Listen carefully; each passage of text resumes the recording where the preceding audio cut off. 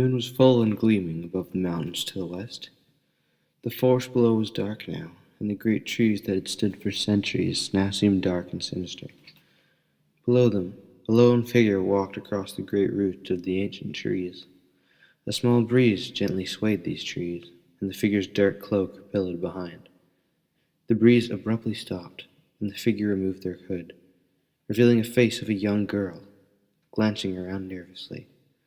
She had good reason to do, for the night was full of dark creatures. The girl kept on walking, glancing occasionally behind her, as if something were about to grab her. But nothing did.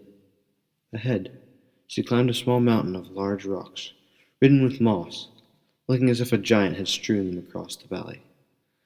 Standing atop it, she gazed over the trees and thought she could make out lights, the ones of her home, Dragon Reach. Above, to the west, beyond the lights, the great flaming mountains stood, and beyond them, the sea. The girl jumped down and sat on a rock overgrown by roots. She gazed into the woods. Dark and mysterious it was, but also, in some ways, strangely beautiful. The great trees stretched for miles, over hill and through valley. Sighing, the girl wondered how it had come to this. The attack, the creatures. Now she remembered, and was now filled with fear.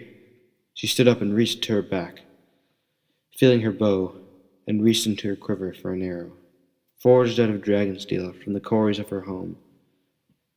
The bow felt reassuring in her hands. A rustling noise made her heart stop, and she strung her bow as her eyes darted between the trees.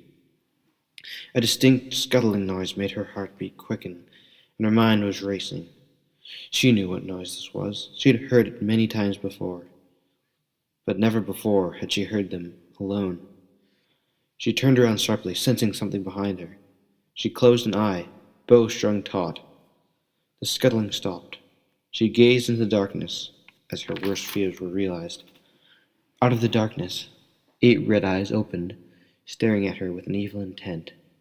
The spider, nearly up to her shoulder in length. Paralyzed with fear, she heard it hiss, and slowly the eyes moved closer. The girl was too scared to move, and closed both her eyes.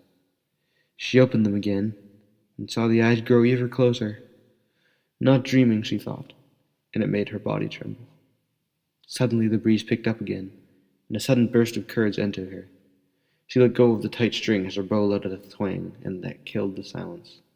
One of the eyes suddenly went out, and a chilling scream from the spider knocked sense back into her. Darting through the trees, she clambered up the mountain of rocks with her bow still in hand. The sound of the massive spider behind her only made her climb faster. She reached this flat rock and looked back. 7 hateful eyes stared back, giving off a chilling cry. Without thinking twice, the girl strung another arrow and let it loose, sailing towards the creature. Another ear-piercing cry told her that she'd hit it, and she turned and jumped up the rocks, wasting no time. Reaching the top, she strung another arrow and looked down, but saw nothing. Squinting her eyes to see better, but only saw the rubble below. Confused, she turned around, and just as she was about to look at the other side, she heard a cry and rolled forward just as the spider's fangs missed her head by a hair. In the act, one of the spider's legs caught on her cloak, and she was dragged violently backwards, falling off of the rock hill. She reached out and managed to grab hold of a ledge and pull herself in. The spider sailed back and ripped her cloak in half as it plummeted down, hitting the side of the rock as it fell. A sickening thud echoed through, and then silence, then more silence. The girl hung from the ledge with one arm and held her bow in the other. 8 arrows remained in her quiver, and that was the first thought that crossed her mind. She pulled herself up and sat on the ledge, which was still shaken. Shaken by the whole ordeal, she pressed her hands together and rubbed them, a nervous tic she'd always had. She suddenly felt pride. She'd killed her first spider. The thought made her feel strong again, and she stood up, gripping her bow firmly. Her eyes scanned the trees below as she made her descent. Slowly she slid down the last mossy rock face and touched her feet on solid ground. She walked forwards, towards the mountains, and for a while she felt safe. But then she heard another noise, scuttling again. But this was different. She stared into the darkness ahead. A lot more than just 8 eyes stared back.